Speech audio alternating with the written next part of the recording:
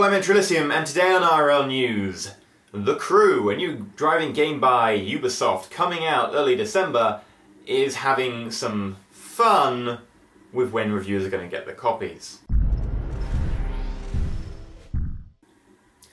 So Ubisoft kind of derped up, and by derped up I mean maliciously, deliberately sold a broken game to everyone with Assassin's Creed Unity recently, so let's put this in context of that. The Crew, a new driving game by them, is coming out December. Reviewers are getting their copies the same time you can buy it. And then Ubisoft go, oh, but don't worry, there's no embargo. There shouldn't be an embargo if you are getting the copy after release. It's just insane to say that...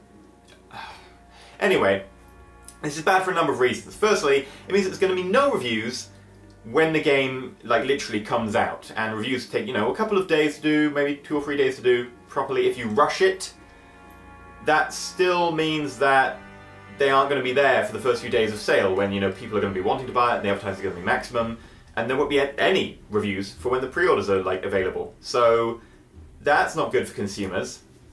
And it makes you very much doubt Ubisoft's real intentions, considering they really did the same similar thing, at least with Assassin's Creed Unity, where the embargo date for reviews was after the game came out.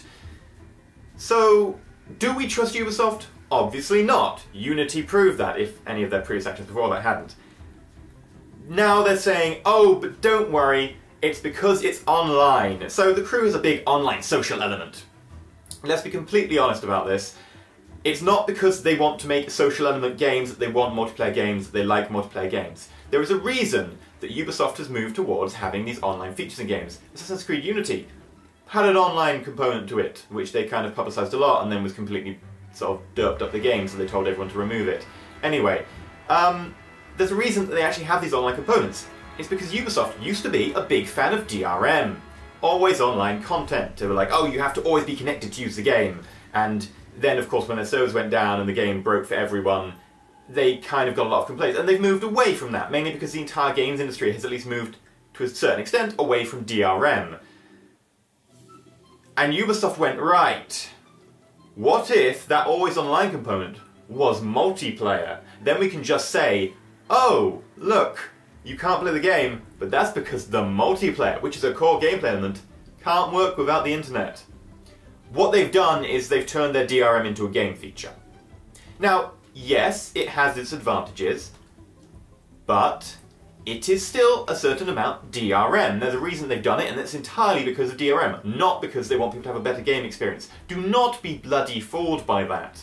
It's entirely because they wanted DRM. Ubisoft was probably one of the biggest proponents of always on DRM, and to be completely honest, the consumers, to a certain extent, won in this one, and DRM got moved away from by most of the industry. And now they're saying, oh, but reviewers can't get their copies beforehand because, you know, there needs to be this online element, this social element, and it's really important to the gameplay, and they won't be able to do it before the game comes out because no one will be playing it, and they'll be like, oh no, there's no one online. There is a reason that when you give a reviewer a copy of the game, if it's got a strong multiplayer element, you can just say it has a strong multiplayer element. You get them to take, you know, that into account in their reviews.